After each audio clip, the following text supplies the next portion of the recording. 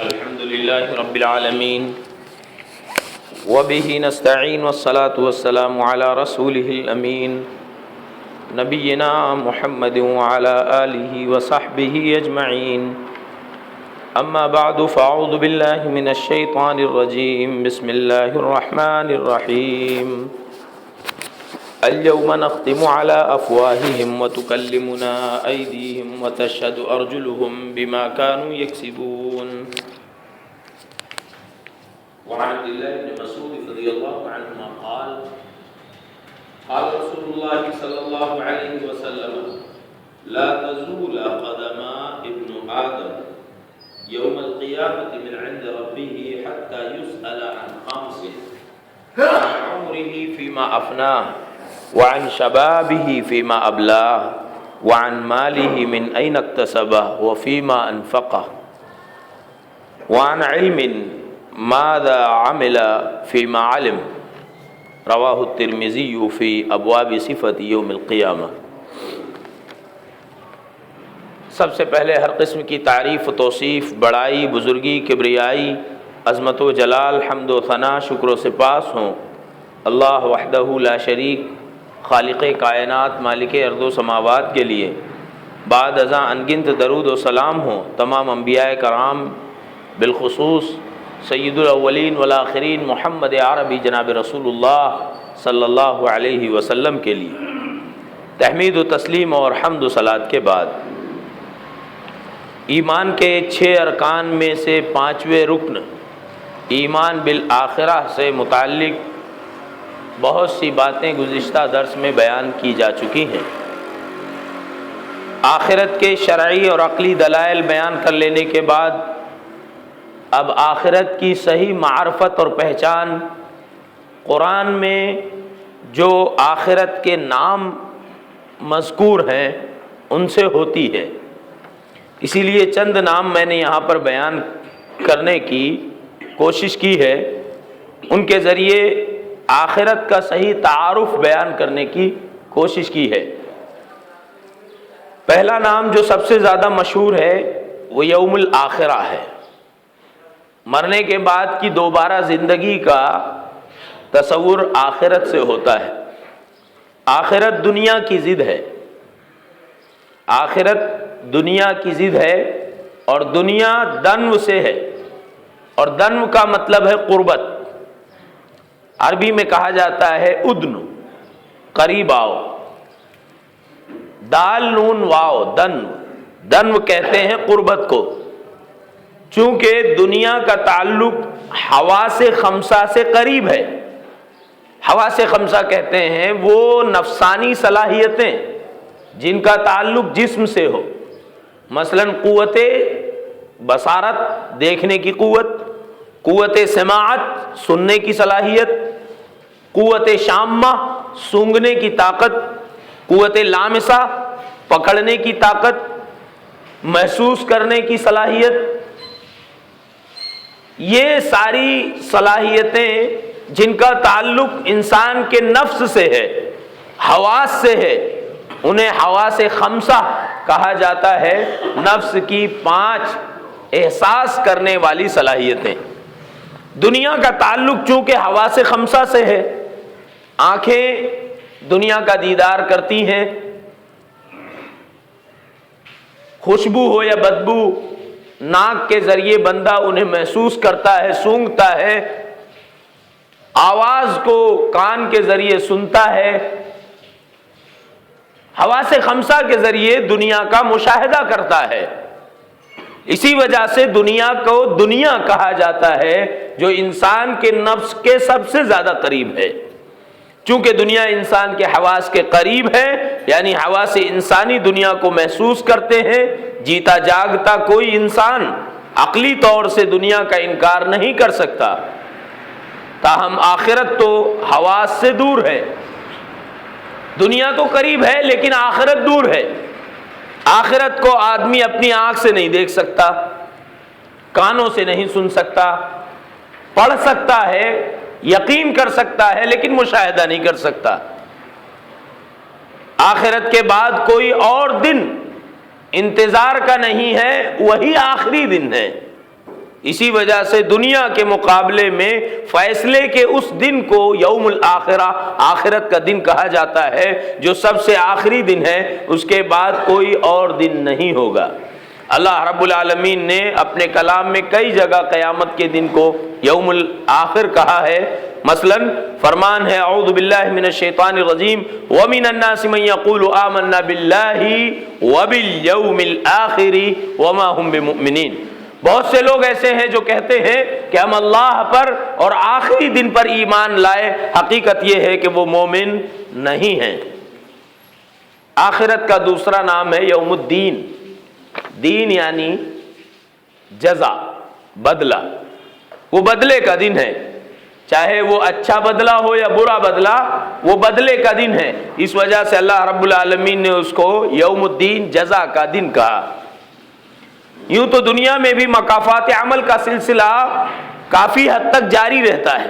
مکافات عمل کہتے ہیں جیسی کرنی ویسی بھرنی۔ جو لوگ اچھا کرتے ہیں وہ دنیا میں بھی اپنی اچھائی کا بدلہ پاتے رہتے ہیں، جو برا کرتے ہیں وہ دنیا میں بھی اپنے برے کا صلہ دیکھتے رہتے ہیں، لیکن اصل بدلے کا دن مرنے کے بعد قائم ہوگا، جب سارے جاندار بالخصوص انس و جن کو ان کے اعمال کا پورا پورا بدلہ جزا دیا جائے گا۔ وہاں کسی کے ساتھ کوئی ظلم نہیں ہوگا، اسی لیے اللہ رب العالمین نے اس دن کو جزا کا دن کہا ہے، بدلے کا دن۔ مالک یوم الدین، اللہ رب العالمین نے سورۃ الفاتحہ کی آیت نمبر 3 میں کہا وہی ہے جو یوم الدین، جزا کے دن کا مالک ہے۔ وہاں جب بدلے کا دن ہوگا اللہ کے علاوہ کوئی اور مالک نہیں ہوگا۔ اللہ رب العالمین سارے آسمان کو اپنے دائیں ہاتھ میں لپیٹ لے گا قیامت کے دن اور کہے گا انا الملک این ملوک الارض، میں بادشاہ ہوں، کہاں ہے زمین کے حکمراں، کہاں ہے بادشاہ جن کی بادشاہت زمین میں تھی۔ یہاں جو سب سے بڑی اہم بات ہے وہ یہ کہ اللہ رب العالمین جزا کے دن کا مالک ہے۔ بہت سارے لوگ دنیا میں مالک ہوتے ہیں، اللہ رب العالمین دنیا کا مالک تو ہے ہی، جزا کا بدلے کا وہ دن جہاں نہ کوئی سفارش بغیر اللہ کی اجازت کے قبول ہوگی، نہ کوئی دوستی اور خلت کام آئے گی، نہ کوئی لین دین کام آئے گا، وہ بدلے کا دن جب کسی کے ساتھ کسی طرح کا ظلم نہیں ہوگا، اس دن اگر کسی کا اختیار ہوگا تو وہ اللہ کا ہوگا۔ یوم الدین، جزا کے دن کا مالک۔ بدلے کے دن کی اہمیت کا اندازہ اس سے بھی ہوتا ہے کہ جناب رسول اللہ صلی اللہ علیہ وسلم نے فرمایا لَتَؤُدُّنَّ الْحُقُوقُ إِلَىٰ أَهْلِهَا يَوْمَ الْقِيَامَةِ، قیامت کے دن حقوق کی ادائیگی کچھ اس طرح سے ہوگی کہ اگر دنیا میں کسی سینگ والی بکری نے بنا سینگ والی بکری کو اپنی سینگ سے ایذا پہنچائی ہوگی، تکلیف دی ہوگی، اور بنا سینگ والی بکری نے برداشت کیا ہوگا، تو اللہ رب العالمین جس کو سینگ نہیں تھی اس کو سینگ دے گا، اور جس نے اپنی سینگ سے ظلم کیا تھا اس سے سینگ واپس لے لے گا، اور پھر بکری سے کہے گا تو اپنا بدلہ لے لے۔ جاندار کا یہ عالم ہوگا تو انسانوں کے درمیان بدلہ اور جزا کا کیا عالم ہوگا؟ ان کے درمیان کیسے بدلے دلائے جائیں گے؟ جانوروں کے درمیان مکافات عمل جب ختم ہو جائے گا، بدلے ختم ہو جائیں گے، تب اللہ رب العالمین کہے گا کونوا ترابا، تم سب کے سب مٹی ہو جاؤ، اور اللہ کا حکم ہوتے ہی وہ سب کے سب مٹی ہو جائیں گے ہمیشہ ہمیش کے لیے۔ یہ منظر کفار و مشرکین دیکھ رہے ہوں گے۔ اللہ رب العالمین نے ان کی اس وقت کی حسرت اور چاہت کا تذکرہ بھی کیا ہے، وَيَقُولُ الْكَافِرُ يَا لَيْتَنِي كُنتُ تُرَابًا، اس دن کافر یہ منظر دیکھ کر کہے گا اے کاش کہ میں بھی مٹی ہو جاتا۔ معلوم یہ ہوا کہ جاندار کے درمیان بھی جزا کا معاملہ ہوگا، تو انسانوں کے درمیان بدلے کا کیا عالم ہوگا اس کا صحیح اندازہ بخوبی کیا جا سکتا ہے۔ قیامت کا تیسرا نام ہے یوم الحسرہ۔ حسرت کہتے ہیں پچھتانے کو۔ ابھی میں نے عرض کیا کہ اللہ رب العالمین نے سورۃ البقرہ میں آیت الکرسی سے جو پہلے کی آیت ہے، ما قبل آیت، اس میں اللہ رب العالمین نے اس کا تذکرہ کیا ہے کیا؟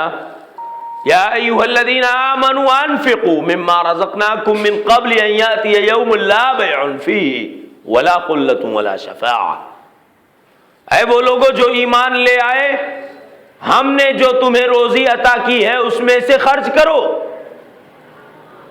اس دن کے آنے سے پہلے، من قبل ان یاتی یوم، اس سے پہلے کہ وہ دن آئے۔ کون سا دن؟ لا بیع فیہ ولا خلہ، جس دن نہ کوئی لین دین ہے، نہ کوئی سودے بازی ہے اور نہ کوئی دوستی ہے۔ ولا خلہ، خلہ کہتے ہیں سب سے جگری دوستی، سب سے قریبی دوستی۔ جب خلت ہی نہیں ہے تو دوسری بعد کی دور کی دوستی کا سوال ہی پیدا نہیں ہوتا۔ لا بیع فیہ ولا خلہ ولا شفاعہ، اور کسی طرح کی کوئی سفارش نہیں۔ یہاں شفاعہ نکرہ ہے، تو کیا وہ جائز شفاعت ہے جو انبیاء کرام علیہ الصلوۃ والسلام کریں گے، صدیقین، شہداء، صالحین کریں گے؟ کیا وہ سفارش بھی نہیں ہوگی؟ اگر وہ سفارش ہوگی تو یہاں اللہ نے نکرہ کیوں کہا کہ کوئی سفارش نہیں ہوگی؟ تو اس کا یہ مطلب ہے کہ کوئی سفارش نہیں ہوگی بغیر اللہ کی اجازت کے۔ وہ جو سفارشیں ہوں گی وہ اللہ کی اجازت سے ہوں گی۔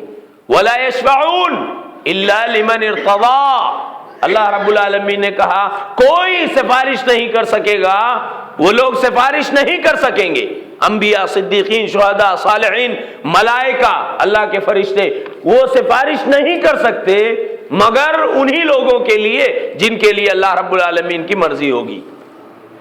تو سفارش بھی محدود ہوگی اور انہی لوگوں کے لیے ہوگی جن کے لیے اللہ چاہے گا۔ اس لیے یہاں پر کہا کہ وہاں کوئی سفارش نہیں ہوگی، یعنی اللہ کی مرضی کے بغیر کوئی شفاعت نہیں ہوگی۔ تو اس دن پچھتانے کا کیا عالم ہوگا ہم اس کو اندازہ کر سکتے ہیں۔ اس کو یوم الحسرہ کہا جاتا ہے، حسرت کا دن، جس دن تجارت، رشتہ داری، دوستی، سفارش، تعلقات، مال و اسباب اور مراسم کام نہیں آئیں گے۔ اس دن کفار و مشرکین اور منافقین و زندیقین کے پاس سوائے پچھتاوے کے اور کوئی سہارا نہ ہوگا۔ ظالمین روئیں گے، چیخیں گے، چلائیں گے، اپنا سر پیٹیں گے، اپنا بال نوچیں گے، اپنے گزرے اوقات و برے ساتھیوں کو ملامت بھی کریں گے۔ اسی پچھتاوے کو حسرت کہتے ہیں، اور اس وقت یہ حسرت ان کے کسی کام نہ آئے گی۔ حسرت بھی کوئی کام نہ آئے گی کہ بہت زیادہ چیخنے چلانے سے کوئی متاثر ہوگا، وہاں کوئی متاثر نہیں ہوگا، حسرت بھی کسی کام نہیں آئے گی۔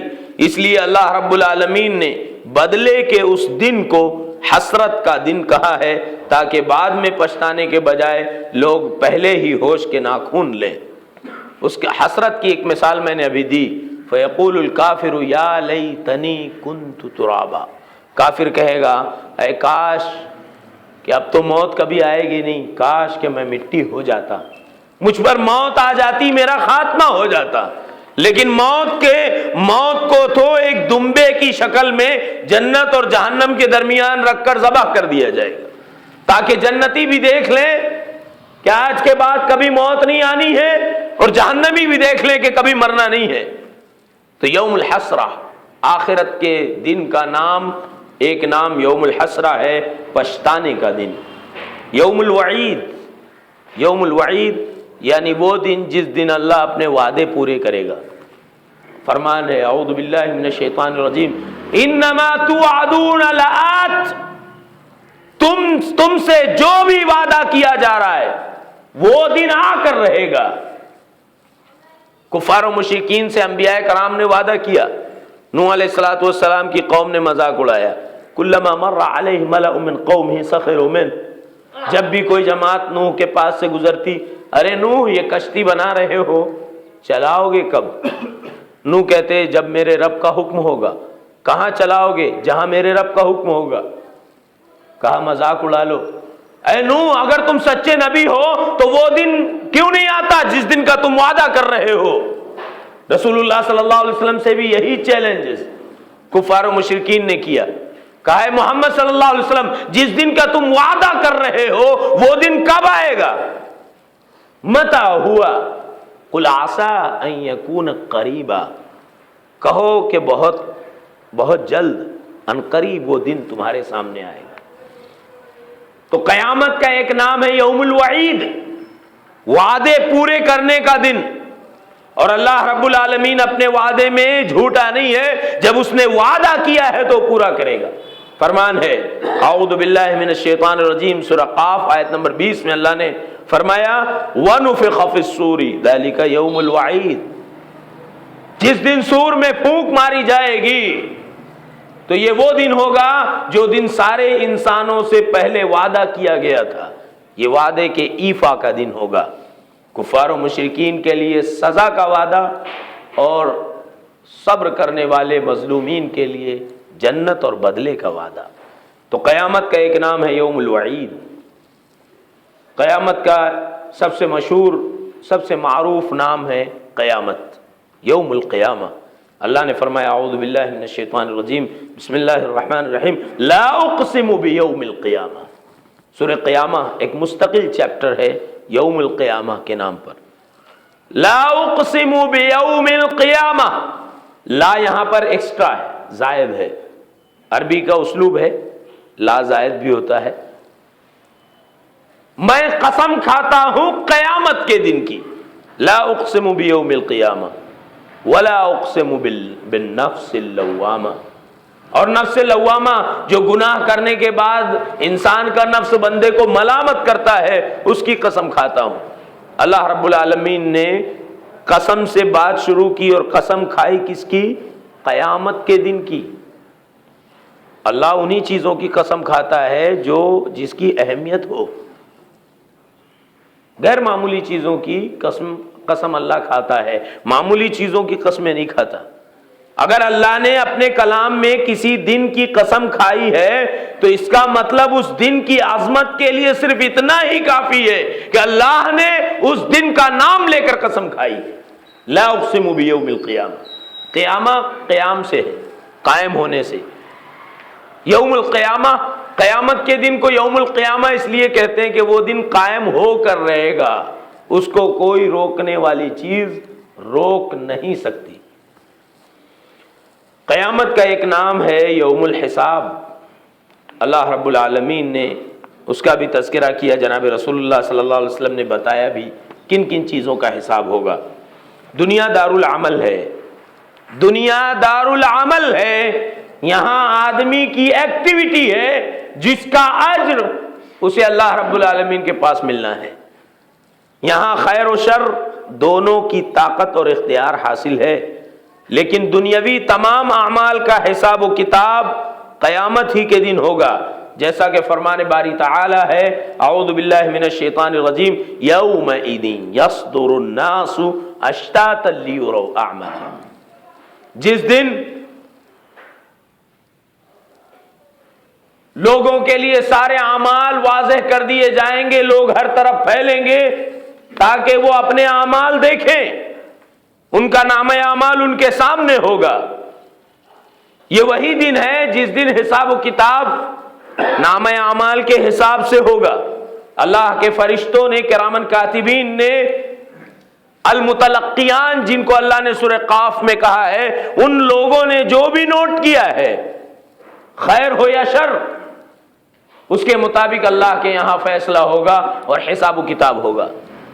دنیا میں چھوٹا چھوٹا امتحان ہے، چھوٹے چھوٹے ایگزامز ہیں، لوگ اس کے لیے کتنا پریشان رہتے ہیں، اس کا رزلٹ کیسا آئے گا۔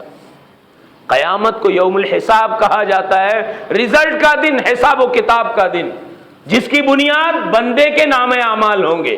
اللہ رب العالمین نے فرمایا فَمَن يَعْمَلْ مِثْقَالَ ذَرَّةٍ خَيْرًا يَرَهُ وَمَن يَعْمَلْ مِثْقَالَ ذَرَّةٍ شَرًّا يَرَهُ، خیر اگر ذرے کے برابر کسی نے کیا ہوگا، بھلائی ذرے کے برابر، تو وہ اپنے سامنے دیکھے گا، اور اگر برائی کسی نے ذرے کے برابر کی ہوگی تو وہ اپنے سامنے دیکھے گا۔ تو حساب و کتاب کا وہ دن ہے۔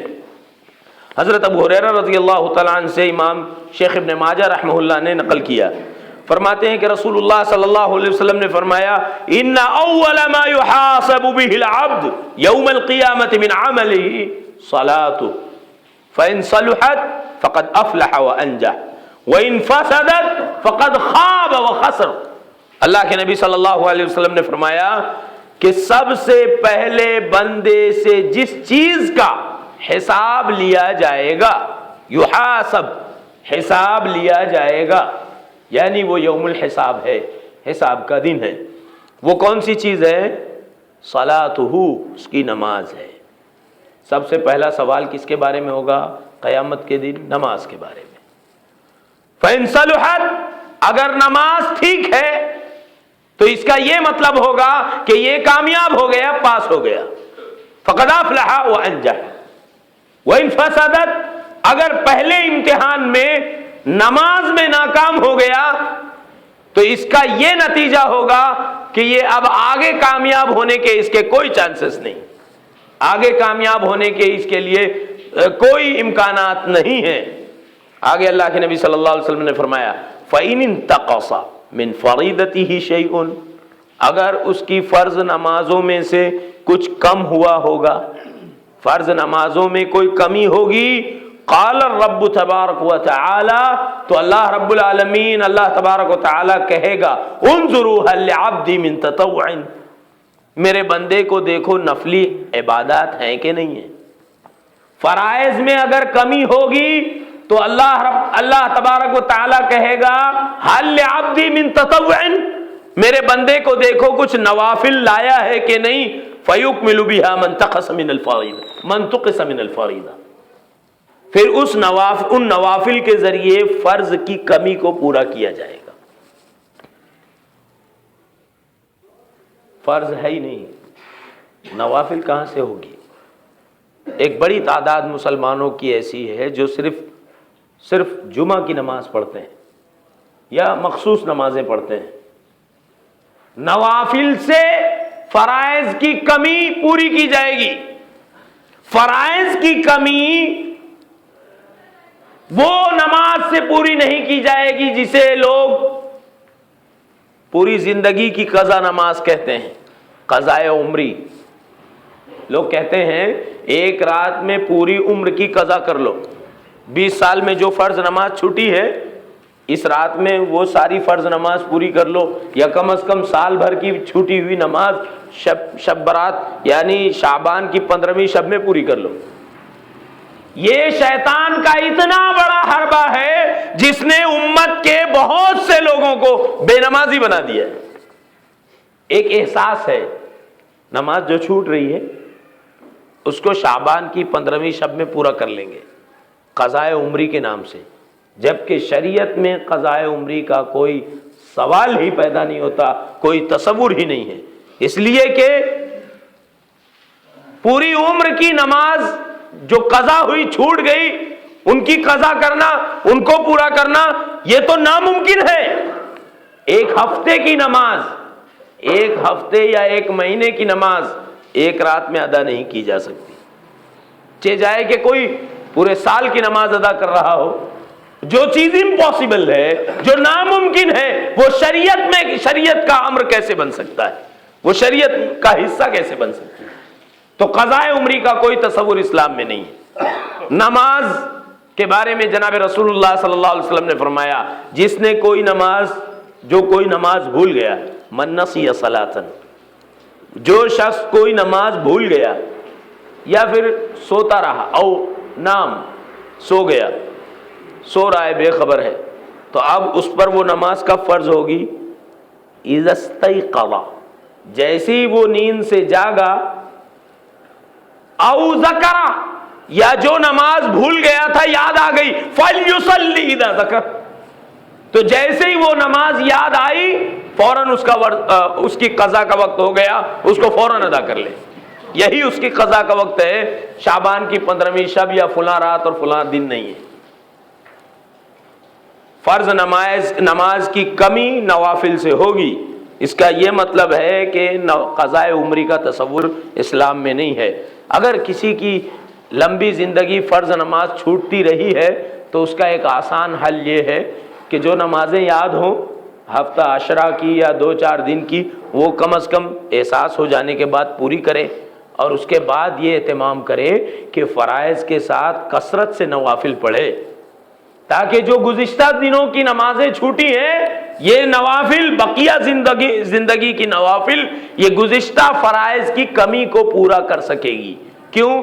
اس لیے کہ ہمارے نبی جناب رسول اللہ صلی اللہ علیہ وسلم نے حساب و کتاب کے دن کی اس باریکی کو بیان کیا۔ ثم يكون سائر عمله على ذلك، پھر اسی طرح سے اس کے تمام اعمال کا معاملہ ہوگا، روزے کا بھی اسی طرح اور دیگر صدقہ و خیرات کا بھی معاملہ اسی طرح سے ہوگا۔ اگر فرض روزے میں کمی ہوگی تو نوافل روزے سے ان کی کمی پوری کی جائے گی، اور اگر فرض زکوٰۃ میں کمی ہوگی، صدقہ و خیرات جو نوافل ہوں گے اس سے ان کی کمی پوری کی جائے گی۔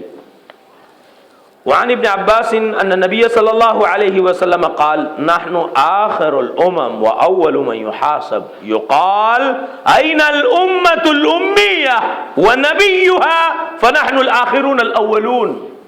حضرت عبداللہ ابن عباس رضی اللہ عنہما فرماتے ہیں، اوپر کی روایت ترمذی کی ہے اور یہ روایت ابن ماجہ کی ہے۔ عبداللہ ابن عباس رضی اللہ عنہما فرماتے ہیں کہ جناب رسول اللہ صلی اللہ علیہ وسلم نے فرمایا ہم ساری امتوں میں سب سے آخر ہوں گے، سب سے آخری امت۔ دنیا میں جو ترتیب ہے، ساری امتوں میں امت محمدیہ سب سے آخری امت، قیامت کے دن سب سے پہلے اسی امت کا حساب ہوگا۔ بھیجے جانے کے اعتبار سے سب سے آخری امت اور حساب کے اعتبار سے سب سے پہلی امت۔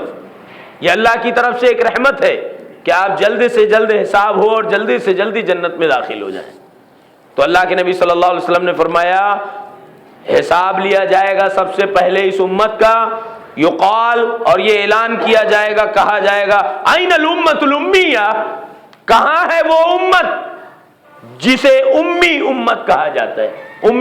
امی یعنی ہمارے نبی صلی اللہ علیہ وسلم نبی امی تھے۔ نبی امی یعنی کسی مدرسے کے تعلیم یافتہ نہیں تھے، آپ پڑھے لکھے نہیں تھے۔ اللہ رب العالمین نے اپنی مرضی سے جبرائیل امین کو بھیجا اور جبرائیل امین کے ذریعے رسول اللہ صلی اللہ علیہ وسلم کو نبوت عطا کی گئی۔ آپ پہلے سے پڑھے لکھے نہیں تھے، امی تھے۔ امی نبی کی امت کو امہ الامیہ کہا جاتا ہے۔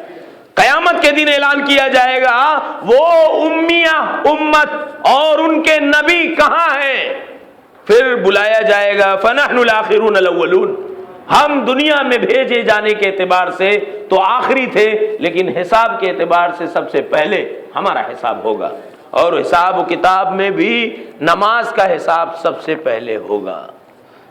معلوم یہ ہوا اس حدیث سے کہ قیامت کا دن حساب و کتاب کا دن ہے۔ اب ایک سوال یہ پیدا ہوا کہ حساب کن کن چیزوں کا ہوگا؟ چند چیزیں میں نے یہاں پر بیان کی ہیں۔ سورہ التکاثر آیت نمبر 8 میں اللہ رب العالمین نے فرمایا اعوذ باللہ من الشیطان الرجیم ثم لتسألن یومئذ عن النعیم، پھر تم ضرور پوچھے جاؤ گے اس دن نعمتوں کے بارے میں، تم سے نعمتوں کا سوال کیا جائے گا۔ چند نعمتیں یہاں میں نے بیان کی ہیں۔ سب سے پہلی چیز اعضاء و جوارح، پارٹس آف باڈی، وہ حواس خمسہ، وہ طاقت و قوت، وہ صلاحیت نفسانی طور سے جو اللہ رب العالمین نے ہر انسان کو عطا کی ہے۔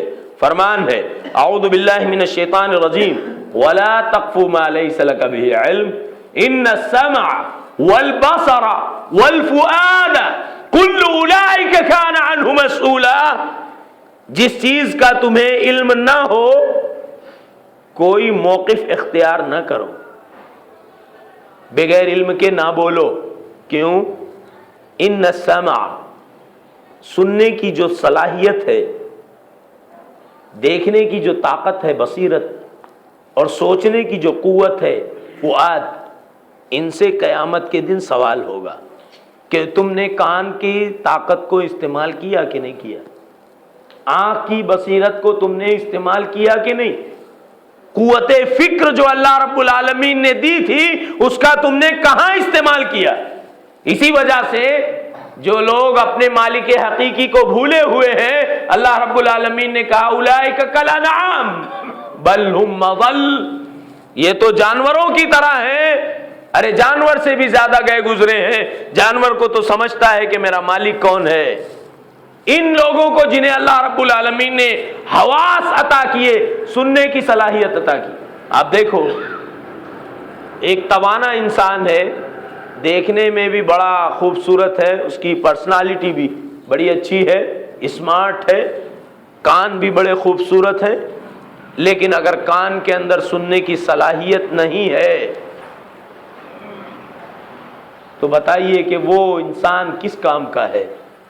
ایک انسان بڑا اچھا ہے لیکن اس کے اندر دیکھنے کی طاقت نہیں ہے، نابینا ہے، تو اس کے لیے زندگی کتنی اجیرن ہے۔ احساس ہونے کے باوجود، چاہت ہونے کے باوجود وہ دیکھ نہیں سکتا، اس کو بھی دل ہے دھڑکتا ہوا اس کے سینے میں، لیکن وہ دیکھ نہیں سکتا، دیکھنا چاہے بھی تو نہیں دیکھ سکتا۔ کہا جاتا ہے کہ کسی چیز کی اہمیت اس سے پوچھو جس کے پاس وہ چیز نہ ہو۔ لنگڑے سے پوچھو کہ پیر کی قدر و قیمت کیا ہے، نابیناؤں سے پوچھو کہ آنکھ کی عظمت کیا ہے، بہروں سے پوچھو کہ کان کی سلامتی کا مقام و مرتبہ کیا ہے۔ اللہ رب العالمین نے دیا ہے تو سورہ بنی اسرائیل آیت نمبر 36 میں اللہ نے کہا کہ اس کے بارے میں سوال جواب ہوگا۔ تم نے آنکھ کو یوز کیا کہ نہیں کیا؟ کان سے تم نے کیا کام لیا؟ ہم کان کو بجائے قرآن کی آیتیں سننے کے گانے سننے میں استعمال کر رہے ہیں، لوگوں کی غیبت اور چغل خوری سننے میں استعمال کر رہے ہیں، آنکھوں کا استعمال ہم ناجائز چیزوں کو دیکھنے میں کر رہے ہیں، غیر محرم پر نظر ڈالنے کے لیے نگاہوں کا استعمال کر رہے ہیں۔ ان ساری صلاحیتوں سے پوچھا جائے گا، یہ اللہ نے کہا۔ اور یہاں پر جو نفس مسئلہ ہے وہ یہ کہ کوئی بھی موقف اختیار نہ کرو جب تک کہ ان تین ذریعے سے کوئی چیز حاصل نہ کر لو۔ یعنی علم حاصل کرنے کے تین بڑے ذرائع اللہ نے دیے، کان، آنکھ اور دل۔ کان سے سن کر، آنکھ سے پڑھ کر، دل سے غور و تدبر کر کے اگر کوئی چیز حاصل کی ہے تو اس پر تم موقف کا اظہار کرو کہ میرے خیال میں یہ چیز حلال ہے اور یہ حرام ہے فلاں فلاں دلیل کی روشنی میں۔ اگر آنکھ سے پڑھا نہیں، کان سے سنا بھی نہیں، دل سے سوچا بھی نہیں تو کوئی فتوے دینے کا اختیار کسی کو نہیں۔ یہ علم حاصل کرنے کے تین بڑے ذرائع ہیں۔ اللہ رب العالمین نے اسی وجہ سے یہاں پر خاص طور سے سماعت، بصارت اور فؤاد کہا، ورنہ کان کو سمع نہیں کہتے، کان کو اذن کہتے ہیں، اذن۔ آنکھ کو بصر نہیں کہتے، آنکھ کو کہتے ہیں عین، اور دل کو فؤاد نہیں کہتے، دل کو کہتے ہیں قلب۔ اللہ نے یہ نہیں کہا ان الأذن والعین والقلب کل اولئک کان عنہ مسئولا، کان، آنکھ اور دل سے پوچھا جائے گا، یہ نہیں کہا۔ اللہ نے کہا سننے کی طاقت سے، دیکھنے کی صلاحیت سے اور سوچنے کی قوت سے سوال ہوگا۔ یعنی اگر کسی کا کان ہے لیکن سماعت نہیں ہے تو اس سے کان کے بارے میں سوال نہیں ہوگا۔ آنکھیں تو کھلی ہیں لیکن نظر نہیں آتا، آنکھیں پلٹی ہے، دیدے پلٹے ہیں، بظاہر تو آنکھ کھلی دکھ رہی ہے لیکن اس کے اندر بصارت نہیں ہے۔ اسی طرح سے دل تو ہے لیکن بصیرت نہیں ہے، سوجھ بوجھ نہیں ہے، مجنوں، دیوانہ، پاگل ہے۔ دل وہ کام نہیں کرتا جو صحیح سالم انسان کا کرتا ہے تو اس کے بارے میں دل سے سوال نہیں ہوگا۔ تو جو صلاحیتیں اللہ رب العالمین نے عطا کی ہیں ان کے بارے میں سوال و جواب ہوگا۔ ہم دیکھیں، غور کریں، اللہ رب العالمین کے علاوہ جتنی چیزیں ہیں سب مخلوقات ہیں، خالق کے علاوہ جتنی چیزیں سب مخلوق ہیں، اور 80 کروڑ کم و بیش مخلوقات کا اعداد و شمار کیا گیا ہے۔ آسمان اور زمین میں 80 کروڑ کے لگ بھگ مخلوقات ہیں، شجر، حجر، بحر و بر، خشک و تر، کیڑے مکوڑے، جانور، چرند پرند، مچھلیاں، چیونٹیاں، ساری چیزیں۔ اللہ نے ہمیں انسان بنایا، کیڑا بھی بنا سکتا تھا، پتھر بھی بنا سکتا تھا، ایک پودا بھی بنا سکتا تھا۔ اللہ رب العالمین نے کروڑوں مخلوق میں ہمیں انسان بنایا، اور ہمارا یہ عقیدہ ہے ربنا ما خلقت هذا باطلا سبحانک، ہمارے پروردگار تو نے یہ سارا نظام عالم، یہ کارخانہ عالم بغیر مقصد کے نہیں بنایا. آسمان بنایا تو اس کے پیچھے ایک مقصد ہے، زمین بنائی تو اس کے پیچھے ایک مقصد ہے. ہمیں انسان اللہ نے بنایا، جانور اور چرند پرند نہیں بنائے، کیڑے مکوڑے نہیں بنائے، پہاڑ اور زمین نہیں بنایا، انسان بنایا تو ضرور اس کا ہم سے کوئی مقصد ہے. اگر ہم نے انسانیت کا مقصد حل کر کے نہیں دیا، اس کا پورا نہیں کیا، تو ہم سے انسان بنائے جانے کے بارے میں ضرور سوال ہوگا کہ ہم نے تمہیں یہ چیزیں دی تھی، تم نے اس کا حق ادا کیوں نہیں کیا. دوسری جگہ فرمان ہے اعوذ باللہ من الشیطان الرجیم وَهُوَ الَّذِي أَنشَأَ لَكُمُ السَّمْعَ وَالْأَبْصَارَ وَالْأَفْئِدَةَ قَلِيلًا مَا تَشْكُرُونَ. وہی ہے جس نے تم کو سننے کی طاقت، دیکھنے کی صلاحیت، سوچنے کی قوت عطا کی، لیکن تم بہت ناشکرے ہو، بہت کم تم اللہ کا شکر ادا کرتے ہو. اسی طرح سے رسول اللہ صلی اللہ علیہ وسلم نے فرمایا عن ابی ہریرہ رضی اللہ تعالی عنہ قال قال رسول اللہ صلی اللہ علیہ وسلم فیقول اليوم انساک کما نسیتنی. اللہ رب العالمین جب اعضاء سے سوال کرے گا بندے سے قیامت کے دن، ایسا ہی سوال کرے گا. بندہ لا ادری کہے گا، مجھے نہیں معلوم، مجھے اتنا شعور نہیں تھا. تو اللہ کہے گا جیسے تو نے کل مجھے فراموش کیا تھا، جا آج میں تجھے فراموش کرتا ہوں. معلوم یہ ہوا کہ اللہ ضرور اس کے بارے میں سوال و جواب کرے گا.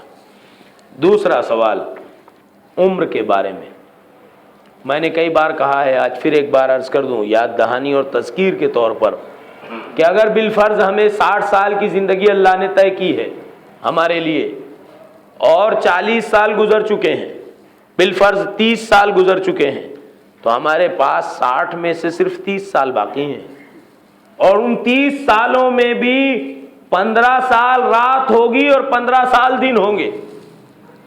تو گویا ہمارے پاس 30 سال میں اجالے کے صرف 15 سال ہیں، اور 15 سال تو تاریکی کے ہیں، سونے کے ہیں.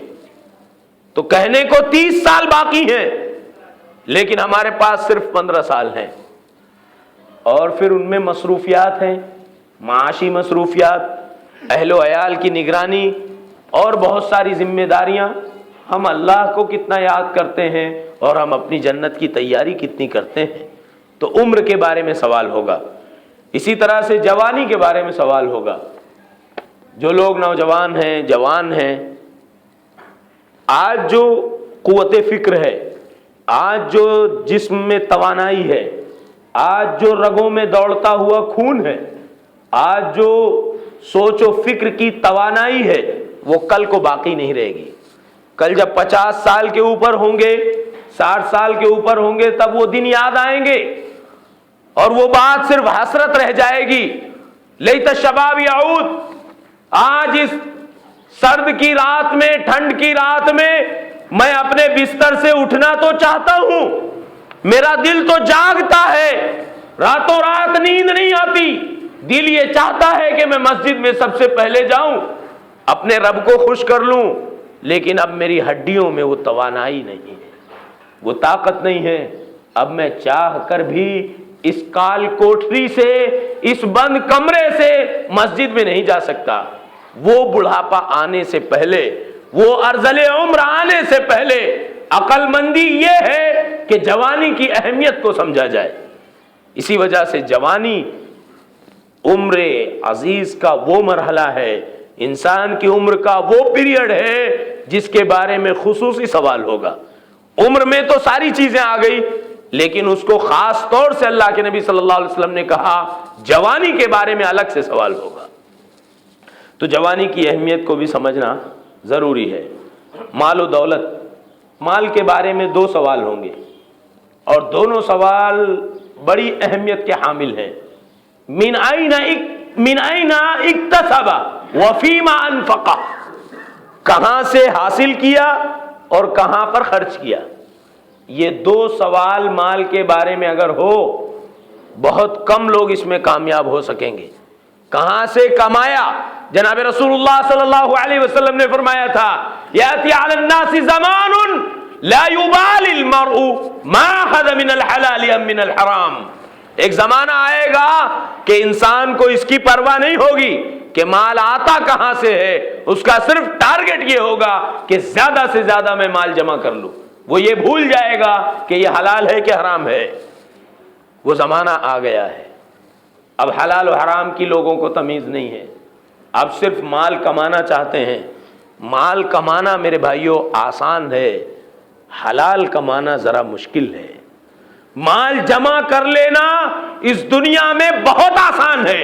وہ لوگ جن کو کسی طرح کا ہنر نہیں ہے، وہ جن کو کسی بھی طرح کا کوئی نالج نہیں ہے، وہ بھی مال جمع کر لیتے ہیں. مال جمع کر لینا بہت آسان ہے، حلال مال جمع کرنا مشکل ہے. من این اکتسب، مال کا سوال ہے، کمایا کہاں سے، حلال یا حرام. وفیما انفقہ، کما تو لیا، اب بتا کہ تو نے خرچ کہاں کیا. فضولیات میں، جائز چیزوں میں کہ ناجائز چیزوں میں. اللہ رب العالمین نے اس کا ایک اشارہ کیا ہے، فرمان ہے الشیطان یعدکم الفقر ویأمرکم بالفحشاء. شیطان دیکھو تمہارا ساتھی، جب اللہ کی راہ میں خرچ کرنے کی بات آئے تو فوراً تمہیں دھمکاتا ہے، تمہیں احساس دلاتا ہے قلاش ہو جاؤ گے. آدمی چاہتے ہوئے کشمکش میں ہے، دوں کہ نہیں دوں، اللہ کی راہ میں دینا ہے تو دوں کہ نہیں دوں. وَيَأْمُرُكُمْ بِالْفَحْشَاءِ، لیکن جب ناجائز جگہوں پر خرچ کرنے کی بات آئے تو وہ شیطان جو کل تک تمہیں ڈرا رہا تھا وہی تمہیں آرڈر کرتا ہے، یہ کام بلا کسی خوف و خطر کے کرو.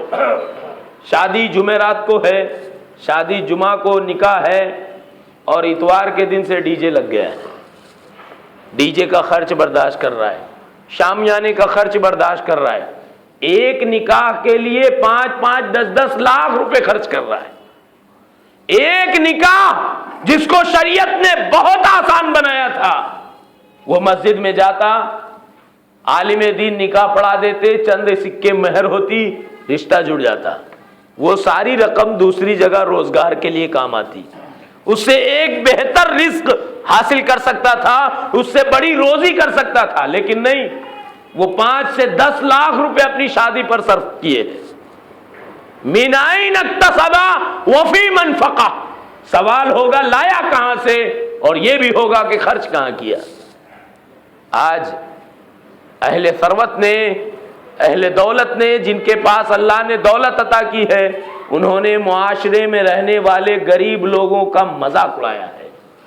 مال کی حرارت اور گرمی نے غریب بچیوں کے نکاح کو مشکل بنا دیا ہے. 30-30 سال کی فواطم، 30-30 سال کی رقیات اپنے گھروں میں بیٹھی ہیں، کوئی پیغام لے کر نہیں آتا، اس لیے کہ ان کے پاس دینے کے لیے کچھ نہیں ہے. قصوروار یہ نہیں ہے، قصوروار ان کے سماج کے وہ لوگ ہیں جو ان کے پڑوس میں رہتے ہیں.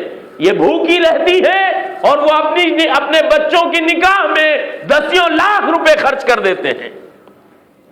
کیسے ان کی کامیابی ہوگی؟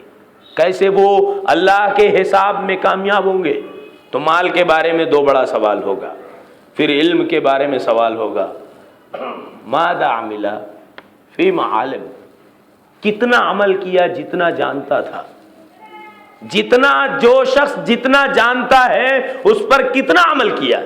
یہ معلوم ہو گیا کہ سود حرام ہے، یہ معلوم ہو گیا کہ رشوت حرام ہے، یہ معلوم ہو گیا کہ فضول خرچی حرام ہے.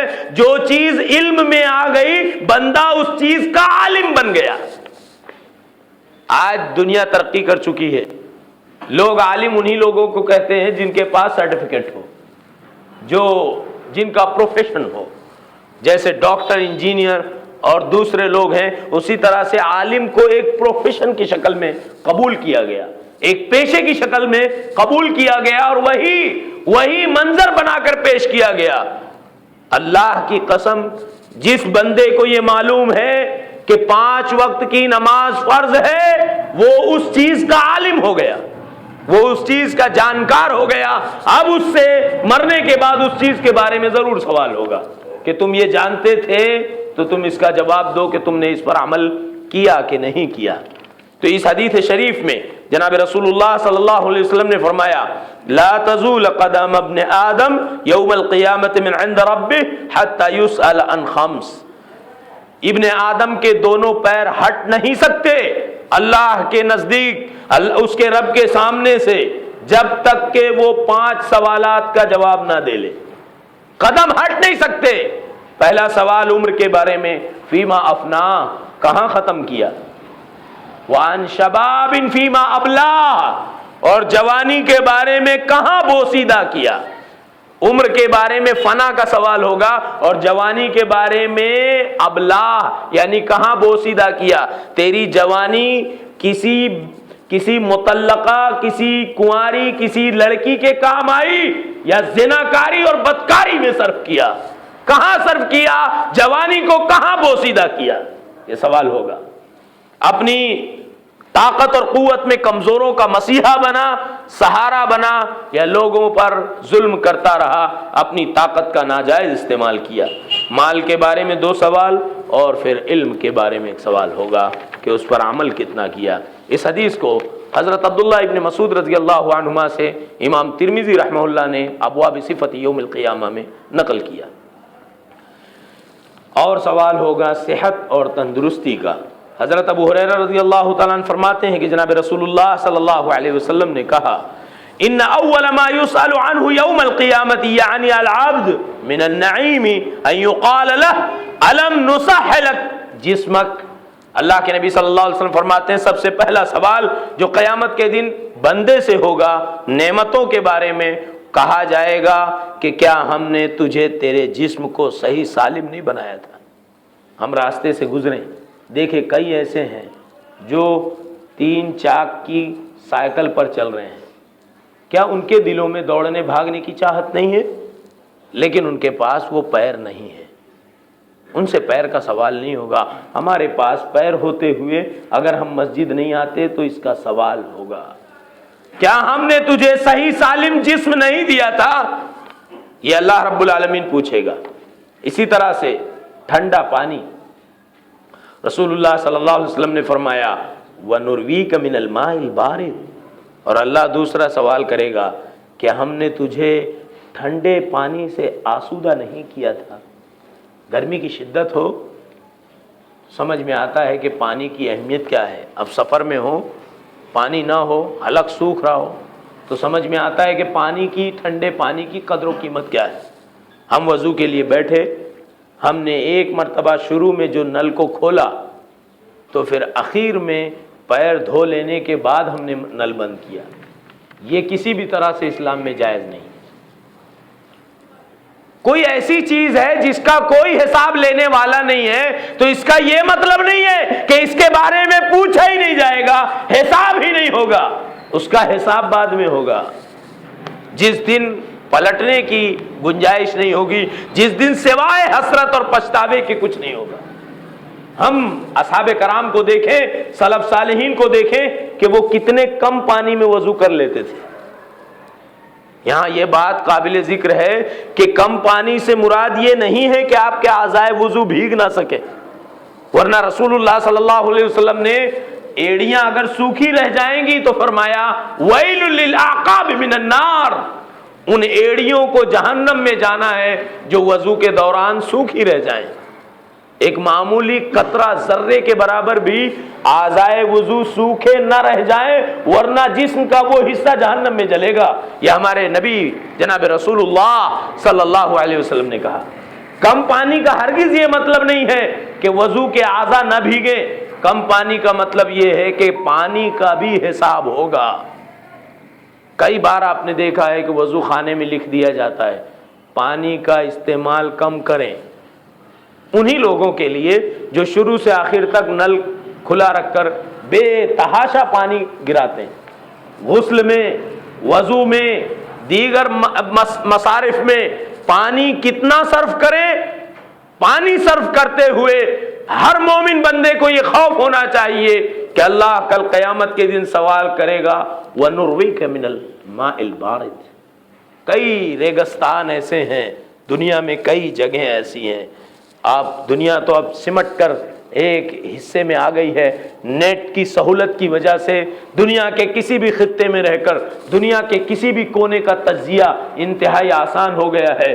ہم ریگستانی علاقوں میں دیکھیں گرمی کے موسم میں کتنے جانور اور کتنے انسان صرف پانی نہ ملنے کی وجہ سے مر جاتے ہیں، صرف پانی نہ ملنے کی وجہ سے مر جاتے ہیں۔ تو ہمیں پانی کا بھی حساب دینا ہے، ہمیشہ اس بات کو یاد رکھنا چاہیے۔ اس روایت کو امام ترمذی رحمہ اللہ نے فی ابواب صفت ابواب تفسیر القرآن، قرآن کی تفسیر کا جہاں تذکرہ کیا ہے وہاں نقل کیا۔ حساب و کتاب فارغ البالی کا بھی ہوگا، فارغ وقت کا حساب ہوگا۔ فارغ وقت سے مراد جناب رسول اللہ صلی اللہ علیہ وسلم نے فرمایا، جسے امام بخاری رحمہ اللہ نے کتاب الرقاق میں نقل کیا، فرمان نبوی ہے صلی اللہ علیہ وسلم، نعمتان مغبون فیہما کثیر من الناس، الصحۃ والفراغ۔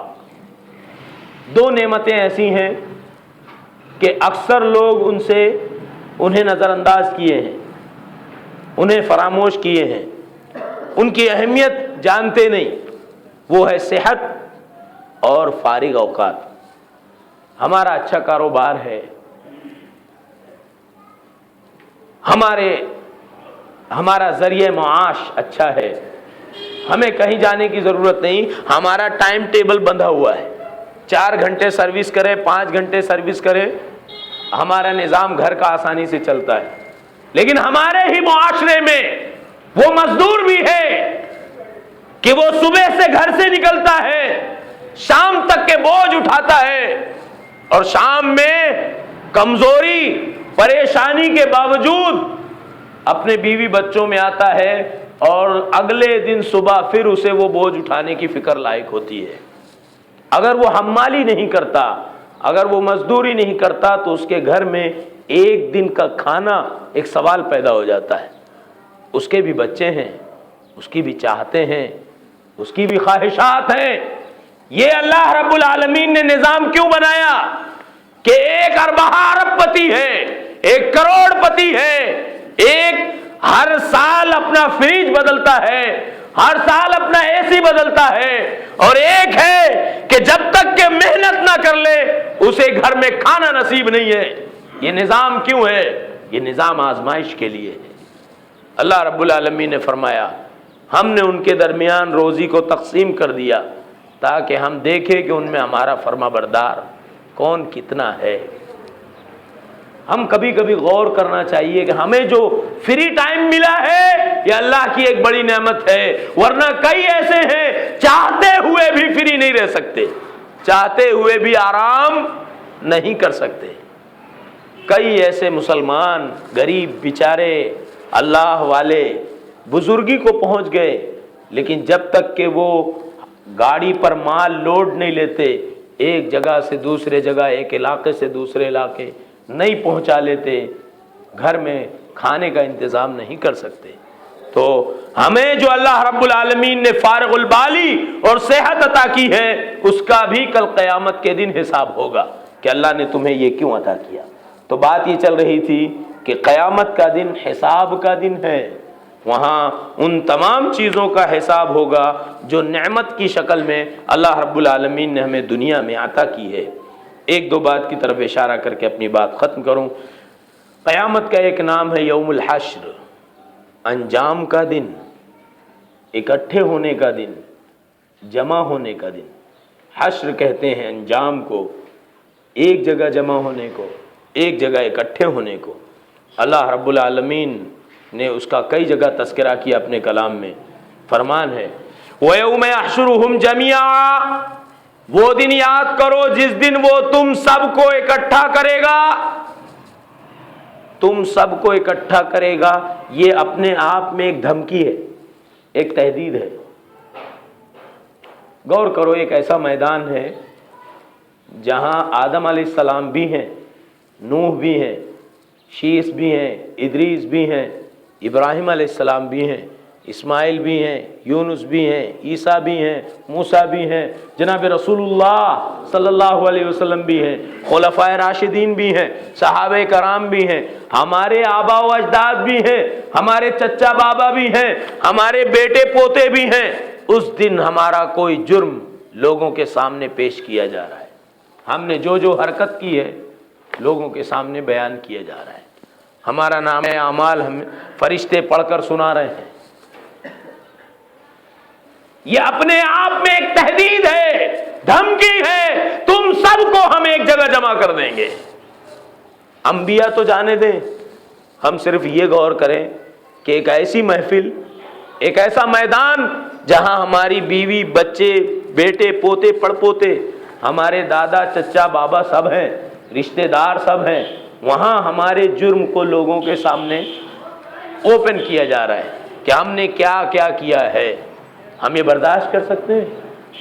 یہ حشر اپنے آپ میں ایک تہدید ہے، ایک دھمکی ہے. یوم یحشرہم جميعا، وہ دن نہ بھولو جس دن وہ تم سب کو ایک جگہ جمع کر دے گا. اولین بھی ہوں گے، آخرین بھی ہوں گے، صدیقین، شہداء، صالحین بھی ہوں گے، اور فرعونہ اور قارون بھی ہوں گے. اللہ کے فرما بردار برگزیدہ بندے بھی ہوں گے، نافرمان بھی ہوں گے. کئی ایسے ہیں جو گمنامی کی زندگی کاٹ رہے ہیں، اپنے جھوپڑوں میں محنت مزدوری کی زندگی کاٹتے ہیں، دنیا ان کو پہچانتی نہیں ہے. لیکن جب رزلٹ کا دن ہوگا، حساب و کتاب کا دن ہوگا، انجام کا دن ہوگا، تو وہ فضیلت کے اونچے مقام پر ہوں گے. اور بہت سے ایسے ہیں دنیا جن سے رشک کرتی ہے، جن کے مقام و مرتبے پر رشک کرتی ہے، وہ اپنے کرتوتوں کی وجہ سے انتہائی خسارے میں ہوں گے. تو یہ اس دن کی طرف اشارہ اللہ نے کیا جو حشر کا دن ہے، اولین و آخرین کو جمع کرنے کا دن ہے. اللہ رب العالمین نے حشر کا کیا مطلب ہے ہمیں یہ سمجھنا ضروری ہے. حشر کا لغوی معنی ہے اکٹھا کرنا، انجام برپا ہونا، اولین و آخرین کو ایک جگہ جمع کر دینا.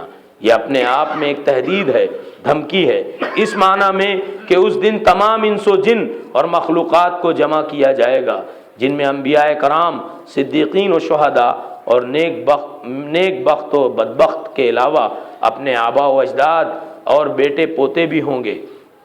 ان تمام اقربا اور رشتہ داروں کے سامنے ہمارے اچھے برے اعمال کو پیش کیا جائے گا. تو برے اعمال کرنے والوں کو کتنی شرمندگی ہوگی اس کا اندازہ بخوبی کیا جا سکتا ہے. مزید یہ کہ یہ دن 50,000 سال کے برابر ہوگا. محشر کا وہ دن 50,000 سال کے برابر ہوگا. 1 سال نہیں، 100 سال نہیں، 1000 سال نہیں، 50,000 سال دنیاوی جو دن ہے اس کے برابر ایک دن ہوگا. جناب رسول اللہ صلی اللہ علیہ وسلم نے فرمایا کان مقدارہ 50,000 سنہ، 50,000 سال کے دن کے برابر میدان یوم حشر کی میعاد ہوگی، جس دن کی مدت 50,000 سال کے برابر ہوگی. یہاں میدان محشر کے کچھ حالات عرض کر دوں. سرزمین شام لوگوں کے حشر کی جگہ ہوگی. حضرت معاویہ ابن حیدہ رضی اللہ عنہ روایت کرتے ہیں، فرماتے ہیں کہ رسول اللہ صلی اللہ علیہ وسلم نے فرمایا انکم تحشرون رجالا ورکبانا وتجرون على وجوهكم ها هنا او ما بيده نحو الشام. وعن میمونة بنت سعد رضی اللہ تعالی عنہ قالت قال رسول اللہ صلی اللہ علیہ وسلم الشام ارض المحشر والنشر. رواہ احمد. 2 روایتیں میں نے یہاں عرض کی ہیں. حضرت معاویہ رضی اللہ تعالیٰ عنہ سے روایت ہے، معاویہ ابن حیدہ سے، وہ کہتے ہیں کہ رسول اللہ صلی اللہ علیہ وسلم نے فرمایا تم پیدل اور سواریوں پر اکٹھا کیے جاؤ گے اور تمہیں یہاں پر کھینچ کر لایا جائے گا. اللہ کے نبی صلی اللہ علیہ وسلم نے ملک شام کی طرف اشارہ کیا. دوسری روایت میں صریح الفاظ ہیں قال رسول اللہ صلی اللہ علیہ وسلم الشام ارض المحشر والنشر. ملک شام جو ہے یہ میدان محشر کی جگہ ہوگی، یہیں پر محشر قائم ہوگا، یعنی یہیں پر وہ زمین بنائی جائے گی جو میدان محشر ہوگا جہاں ملک شام ہے. معلوم یہ ہوا کہ اللہ کے نبی صلی اللہ علیہ وسلم نے میدان محشر کی طرف اشارہ کر دیا ہے. محشر کی حوالناکیاں بیان کی جا چکی ہیں، وہاں کا غیر جانبدارانہ نظام لیک کیا جا چکا ہے، پہلے ہی بتایا جا چکا ہے. عقل مندی یہ ہے کہ ہم میدان محشر کی حوالناکی کہ قائم ہونے سے پہلے اس کو صحیح معنوں میں اس کی نوٹس کریں، صحیح معنوں میں سیریس لیں اور اپنے اعمال میں تبدیلی پیدا کرنے کی کوشش کریں۔ اللہ رب العالمین ہمیں اس کی توفیق عطا فرمائے۔ انشاءاللہ قیامت کے بہت سارے مناظر یکے بعد دیگرے بیان کیے جاتے رہیں گے۔ جو باتیں آج ہو سکی ہیں پروردگار عالم انہیں سمجھنے اور انہیں دل و دماغ میں بسا لینے کی توفیق عطا فرمائے، ان کے مطابق عمل کر لینے کی توفیق عطا فرمائے۔ آمین۔ تقبل یا رب العالمین۔ وآخر دعوانا الحمدللہ۔ جیسا کہ کہا گیا تھا، گزشتہ ہفتے اذان کے کلمات بتائے گئے اور یہ وعدہ کیا گیا تھا کہ وضو کا طریقہ اور وضو میں کون سی چیزیں ضروری ہیں اور کن چیزوں سے وضو ٹوٹتا ہے وہ آپ کے حوالے کیا جائے گا۔ یہ کہنے کو بڑی چھوٹی چھوٹی چیزیں ہیں، لیکن یہ بنیاد ہے ہماری آخرت کی کامیابی کی۔ آپ کا وضو صحیح ہے تو نماز صحیح ہے، وضو صحیح نہیں ہے تو نماز بھی صحیح نہیں ہے۔ اللہ کے نبی صلی اللہ علیہ وسلم نے فرمایا لا صلاۃ بغیر طہور، بغیر وضو کے کوئی نماز قبول نہیں ہوتی۔ میں چاہوں گا کہ یہاں پر آپ میں سے ہر کسی کو وضو کا یہ طریقہ آپ کے حوالے کیا جائے، اس شرط کے ساتھ کہ آپ نواقض وضو بھی یاد رکھیں، وضو کا طریقہ بھی یاد رکھیں اور وضو کے جو ارکان ہیں، جو شرائط ہیں، ان کو بھی مطمح نظر رکھیں۔ پڑھ کر سنا۔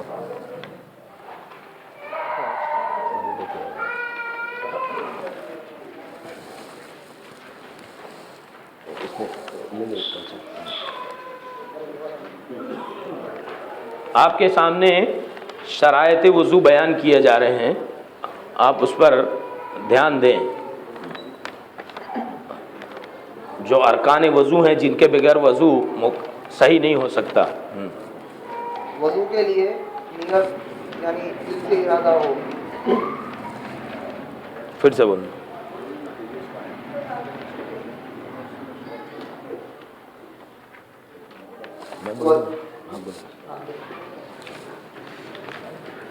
میں پڑھ دیتا ہوں آپ کے سامنے، دیکھیے شرائط وضو آپ کے سامنے ہے اذان کے کلمات کے نیچے۔